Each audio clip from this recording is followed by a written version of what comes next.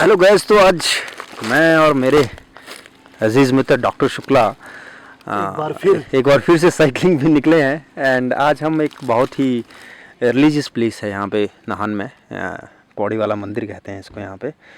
वैसे तो इसके बाहर ये लिखा है कि स्वर्ग की आखिरी पौड़ी की, जब पांडव स्वर्ग की तरफ यात्रा कर रहे थे तो ये आखिरी पौड़ी थी उनकी। तो यहाँ पे एक बहुत ही ऐतिहासिक और बहुत ही प्रसिद्ध शिवलिंग है, जिसका कहते हैं, ऐसा मान्यता है कि ये हर साल इसका जो हाइट है वो बढ़ता रहता है। तो आज हमने ये प्लान किया कि आज इसको देख के आते हैं। And this is really very beautiful place. क्यों डॉक्टर साहब, क्या है this, what do you think about this place? मंदिर जिस स्थान पे है, मतलब वो स्थान सच में यहाँ मंदिर होना ही चाहिए थे। अगर यहाँ पे मंदिर नहीं भी होता तो भी मुझे एहसास होने लगा था कि यहाँ मंदिर है आसपास कोई। हाँ। क्योंकि इसमें शांति है, बस यहाँ प्राकृतिक नैसर्गिक चारों तरफ व्याप्त है। और ये तो इस कैमरे में दिख नहीं रहा है, इसके नीचे नदी भी बह रही है। उस नदी के तट पर ही ये मंदिर बना हुआ है। और चारों ओर आप देख रहे हैं, कोई भी मानव निर्माण कार्य नहीं है, केवल पेड़ पौधे हैं। प्रकृति अपने जो उसका वास्तविक रूप है उस पे मौजूद है। ये तो हमारी, ये जो हम बहुत दिनों से ये सोच रहे थे कि हमें यहाँ आना है, आज आके हमने ये अपना जो बहुत दिनों से हमने जो सोच रखा था वो पूरा किया हुआ है। मैं सर को डॉक्टर, सही कहा आपने। जैसे ये जगह तो बहुत ही खूबसूरत है, और जहाँ ये आपने कहा जो प्राकृतिक शांति है यहाँ पे, और कोई मानव निर्माण कार्य ऐसा दिख नहीं रहा है जिससे यहाँ की शांति में थोड़ा भंग हो। तो सही में ये बहुत ही अच्छी चीज़ है। पर डॉक्टर साहब, जैसा कि अब हम बैठे हैं तो गपशप तो मारेंगे, क्यों? तो गपशप मारेंगे तो आज मंदिर में आए हैं। मंदिर भगवान शिव का है। भगवान शिव की एक अपनी फिलॉसफी है, जैसा आप जानते हैं, कल भी हम बात कर रहे थे। तो क्या है डॉक्टर साहब, मतलब what is this philosophy of Shiva? क्या है शिवा आपके अनुसार? मतलब कि शिवा एक, मतलब जैसा आप देखें कैलाश पे रहना है, बिल्कुल जैसे शादी हुई उनकी तो साथ में, मुझे ऐसा लगता है कि शिवा एक, भगवान शिव अपने आप में एक विचित्र गुणधर्म को लिए हुए फिरते हैं। आप जैसे कि हम बात कर रहे थे सर, वो रहते कहाँ हैं? एक्सट्रीम कंडीशंस कहाँ? कैलाश पर्वत में, जहाँ हमेशा बर्फ रहती है। बैठते कहाँ हैं? पत्थरों पे। उस पत्थर पे बिछा क्या होता है? एक खाल, किसी मृत जानवर की खाल। पहनते क्या है? सर्प। लगाते क्या है शरीर पे? भस्म। करते क्या है? ध्यान। मैंने उनको कभी ज़्यादा उनके कोई वार्तालाप या ऐसे कभी मैंने सुनी नहीं कि उन्होंने ये बोल दिया वो कर दिया। हाँ, कभी कुछ एक्शन, कोई सीधा ही अपना वो काम करते हैं, कर्म करते हैं, बस उनको ज़्यादा उनके बातचीत में है नहीं, बस वो ध्यान करते हैं, ध्यान में है, असीम ध्यान में है। असीम ध्यान में है। एक ऑस्टेयर जीवन जीते हैं, अपनी शांति में रहते हैं, अपने एक अलग ही उनका लाइफस्टाइल है। उनकी जो ट्राइब है सर, जो उनकी कंपनी है, वो भी अपने आप पे विचित्र है।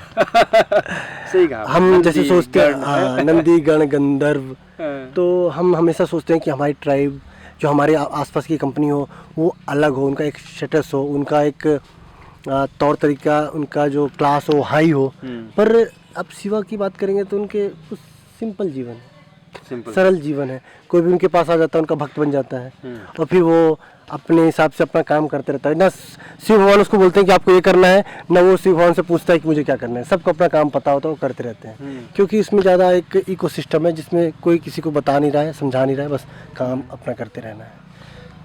बिल्कुल सही कहा दोस्त डॉक्टर साहब आपने कि अपना एक इकोसिस्टम है, उनका अपना एक काम, अपना सबका एक काम है, उस हिसाब से वो काम करते हैं। अगर आप देखेंगे डॉक्टर साहब, आज तक जैसे आप देखें तो हमारे कई और देवी देवता भी हैं, उनके वाहन जो हैं, एक उनके वाहनों में जैसे एक अलग बात है, बड़े जैसे कहें, जैसे अगर आप ध्यान देखें तो माँ दुर्गा का वाहन शेर माना जाता है। तो एक उनके, मतलब जो उनके वाहन है, उनका भी एक अपना विचित्र वो है, ऑरा है, एक इन्फ्लुएंस है। पर उनका हाँ, गरुड़ है। गरुड़ के बारे में भगवान विष्णु का जो वाहन है वो गरुड़ है।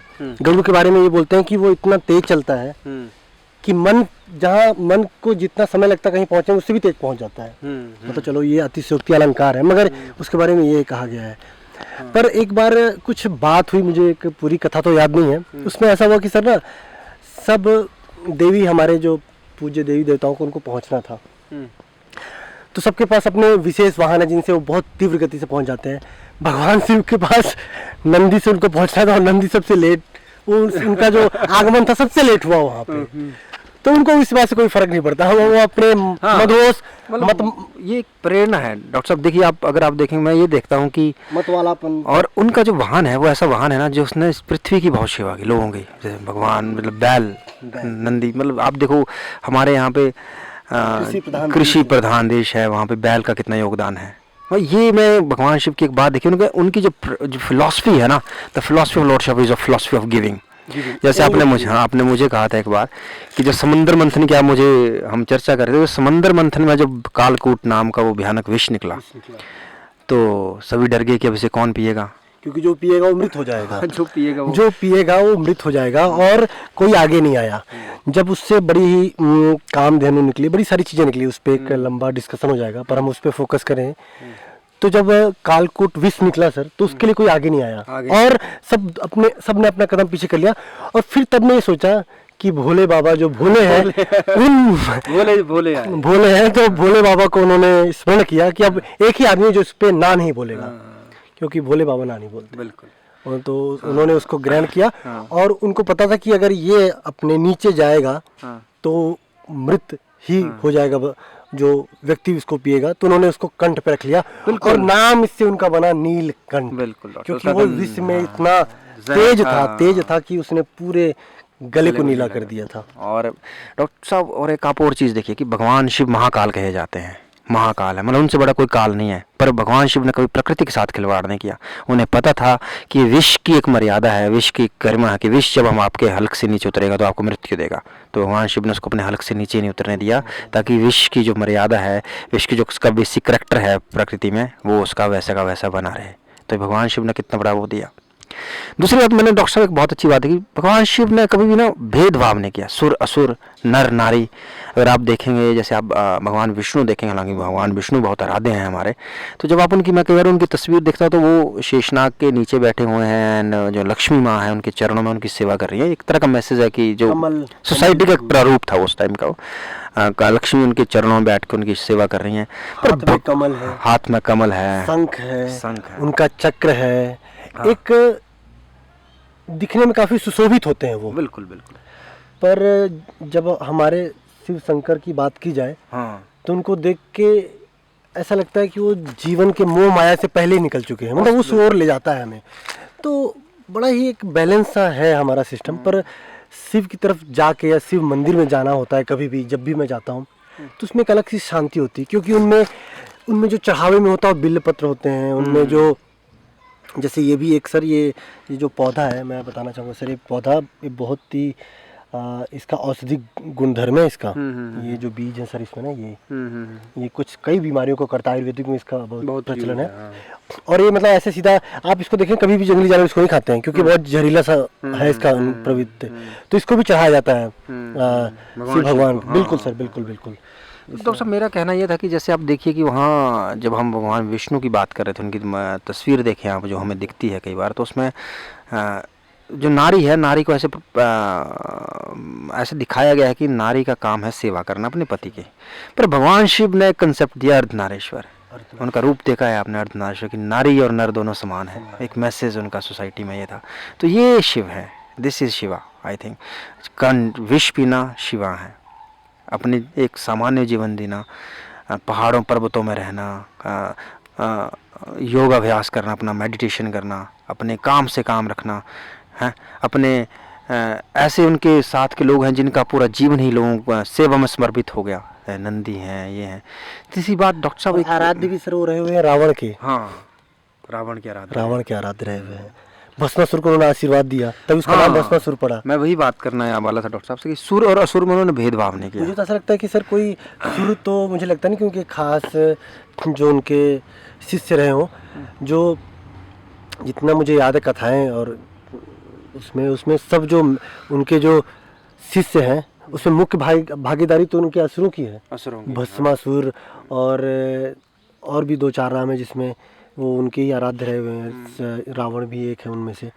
तो वो भगवान ये कभी नहीं देखते कि आप कौन है, ये जो भी उनको प्रसन्न कर देता है वो उसको उनके जो भी उसका इच्छा होती है, चाहे उनके लिए खुद जानलेवा साबित हो। जैसे भस्मासुर के कंडीशन में हो गई थी। डॉक्टर साहब भस्मासुर की आप जरा बताएंगे हमारे? पूरी तो कहानी अभी मैं वो नहीं है सर, पर मुझे ये याद है कि भस्मासुर ने बड़ी तपस्या की और कठिन तपस्या की और भगवान बहुत प्रसन्न हुए और उससे बोले कि आपको क्या चाहिए।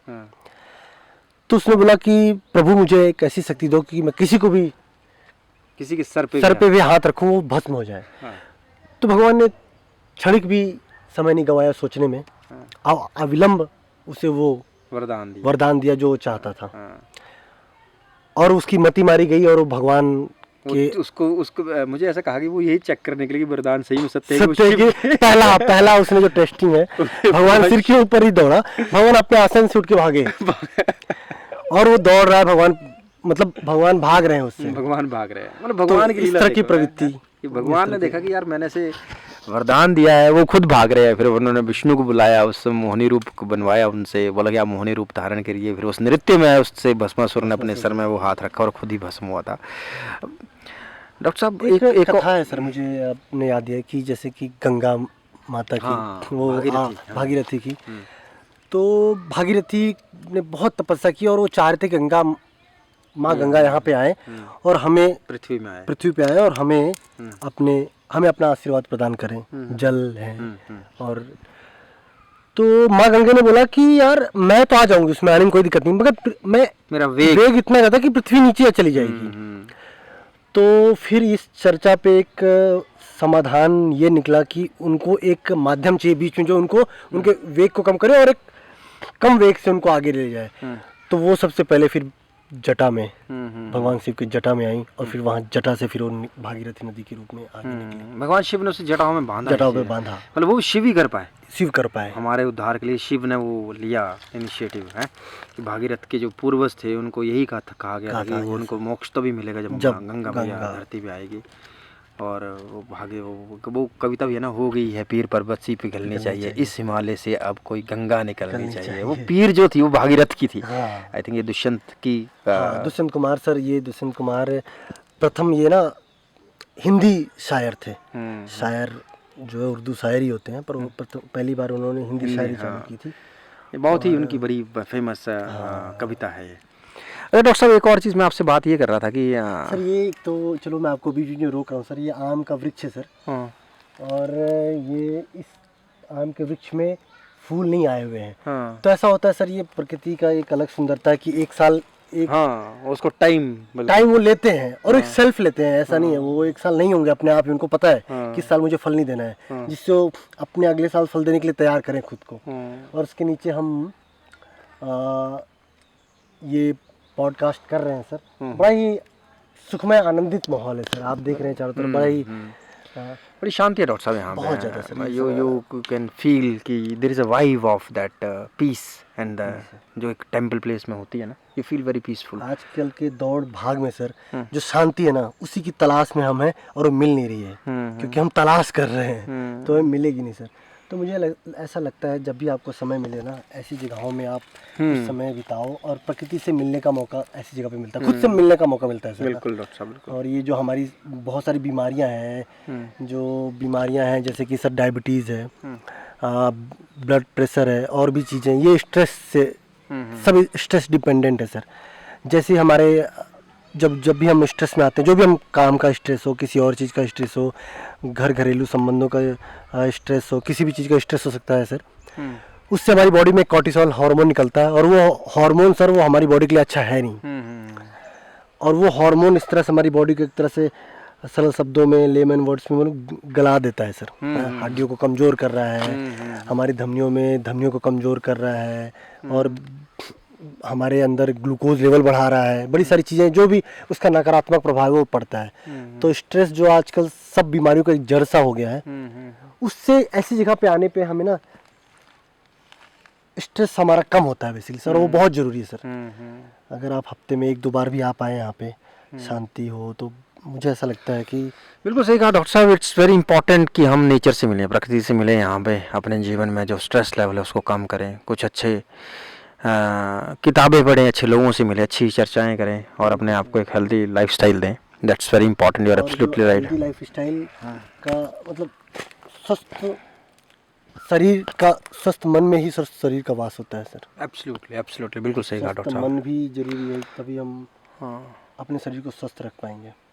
सर मैं जैसा है कि चलो आप मेरे से बात पूछो, मैं पूछना चाहता हूँ सर कि एक आइडियल दिनचर्या क्या होनी चाहिए, मतलब वो उतना कर भी नहीं पाए मगर उसके आसपास भी अगर वो पहुँच जाए तो एक आइडियल दिनचर्या के बारे में आपका क्या विचार है, कैसा पूरा एक दिन होना चाहिए जिससे हम अपने आप को मानसिक रूप से और शारीरिक रूप से उसको स्वस्थ रख पाएँ सर। ये मेरा बहुत दिनों से मैं पूछना चाह रहा था आपसे, क्योंकि मैं देखता हूँ कि आप ना अपने मानसिक स्वास्थ्य और शारीरिक स्वास्थ्य के लिए बहुत आप अलर्ट रहते हैं सर। तो ये मैंने देखा है, और आपका जैसे कि कई लोगों को नहीं पता होगा तो मैं बताना चाहूँगा कि सर ने सैनिक स्कूल से पढ़ाई की और सैनिक स्कूल 1962 से में पहली बार बना था, और हर एक राज्य में एक सैनिक स्कूल होता है। उसमें उसके अंदर जाने की एक पूरी प्रणाली है, एक एंट्रेंस होता है, उसके बाद होता है 6 से 12 तक होता है, एक बोर्डिंग स्कूल टाइप का है। तो इस बारे में सर को ज़्यादा पता है क्योंकि सर ने स्कूलिंग ऐसी की हुई है, तो उनको पता है कि कैसे how to make yourself healthy and doctor साहब, हाँ बिल्कुल सही कहा आपने। जो दिनचर्या है एक आदमी की, वो बहुत कुछ निर्धारित एक दिनचर्या वो बहुत कुछ डिसाइड करती है वो कि क्या करना है आपने। एंड यूजुअली मैं तो एक चीज़ कहूँ कि स्कूल में तो चलो हमारी दिनचर्या बड़ी स्क्रिप्टेड सी लाइफ थी, सब पता था हमें क्या करना है क्या नहीं करना है। पर अब जैसे अभी I am in the police department हूँ, तो यहाँ भी एक दिनचर्या का कुछ रेगुलर बायोलॉजिकल, जैसे आपने सर्काडियक रिदम के बारे में मुझे बताया था एक बार, जो आपने कुछ कंसेप्ट्स इंट्रोड्यूस किए थे, जैसे you talk to me about yoga, जैसे आपने योगा के बारे में मेरे को कई बार चीज़ें बताई, जैसे yoga is not just about the physical yoga, ये आपने mental yoga and there are lot many things in yoga आपने बताया ये चीज़ें। तो जैसे आपने मिलेट्स के बारे में मुझे बताया, तो मैंने देखा कि दिनचर्या आपकी एक normal, it should be as per the circadian rhythm जो आप मुझे बताते हैं वैसे ही होनी चाहिए, कि जिस टाइम पे जो चीज़ को बॉडी डिमांड कर रही है वो चीज़ करनी चाहिए। जैसे आप मुझे बता दें कि रात को 12 से 2 बजे का टाइम ऐसा है, उस टाइम बॉडी को डीप स्लीप की ज़रूरत है, तो उस टाइम वो डीप स्लीप देना है, आपकी सर्काडियक रिदम ऐसा कहती है। फिर आपने मुझे ये कहा था कि जो योगा है, जो फ्लेक्सिबिलिटी आज की डेट में जो हमारा लाइफस्टाइल है, जिसमें हम काफ़ी सेडेंटरी लाइफस्टाइल है, ऐसे बैठे रहते हैं, तो आपने अपने आप को फ्लेक्सिबिलिटी, कुछ ऐसे मसल्स हैं जो हमारे पूरे दिन में रिमूव ही नहीं होते हैं, फिर उनमें मसल्स में स्टिफनेस आ जाती है, तो you introduce yoga to me. तो I think that is very important, we should embrace yoga in our life, yoga करना। और जो आपने योगा में भी आपने फर्दर कंसेप्ट्स निकाले कि you need to work on 4 limbs के बारे में आपने बताया, जो that I observe very carefully that, कि वो चीज़ जो कह रहे थे आप उस हिसाब से हमें चीज़ें करनी। वी शुड बी, अगर हमारे को we are the conscious being, we are given brain by the God, then we should use our brain कि या this need my this organ is weak, then I should work. जैसे for example you are also doing a sitting job, I am also doing a job in which most of the time we sit, so most of the time we remain slouched. So this thoracic back may face some problems. So you told me that we need to do chakrasana, we need to do हाँ भुजंगासना, जहाँ पे क्या है कि अगर slouch कर रहे हैं तो उसका अपनी बैक को पीछे लेके जाना है। तो this is what we discuss and then we decide that what exercise we should do. This is what I feel कि that is very important. A man must understand कि माई लाइफस्टाइल, मेरा कोई आदमी है वो मान लो बैडमिंटन खेलता है, जैसे आप मुझे कह रहे थे सर, तो once you told me sir उसका थाई मसल स्ट्रांग होना चाहिए, अदरवाइज क्या होगा, he will lose his knees, है ना। तो ये आपका मेरे को कंसेप्ट, हाँ आपके साथ चर्चा के बाद मुझे ये चीज़ पता लगी कि यार ये if you are doing a kind of work, पहले आपने आइडेंटिफाई करिए कि आप किस तरह का लाइफस्टाइल जी रहे हैं, किस तरह का आप काम करें, उस तरह से कौन से आपके मसल्स वहाँ यूज़ हो रहे हैं, आप उनको स्ट्रेंथन करें, या कौन से मसल्स आपके जो हैं वो स्टिफ हो सकते हैं, कौन सा उनको वो करें। मैं ये जैसे कि मैं हमेशा एक बारे में बात करता हूँ सर कि जो हमारे सबको 24 घंटे मिले हुए हैं, और उसी 24 घंटे में से आपको अपने करियर ओरिएंटेड काम करना है, मतलब सक्सेस लानी है। उसी 24 घंटे में आपको अपनी लाइफ में हैप्पीनेस लानी है, और उसी 24 घंटे में आपको हेल्दी भी रहना है। तो जो 8-8 घंटे का कॉन्सेप्ट है कि 8 घंटे आप सोते हैं, 8 घंटे आप काम करते हैं, जो बचा हुआ 8 घंटा है सर, वो आपका 8 घंटा है। उस 8 घंटे में आपको खाना है, उसमें आपको व्यायाम करना है, आपको कुछ पढ़ना है, और आपके कुछ होमवर्क होंगे वो उसको काम करना है, फैमिली रिलेटेड जो आपके दायित्व है उसका निर्वहन करना है। तो उस 8 घंटे में आपको सारा कुछ करना है सर। तो जैसे कि आपने योगा की बात की, तो मेरा ये मानना है कि सर जब आप सुबह उठते हैं तो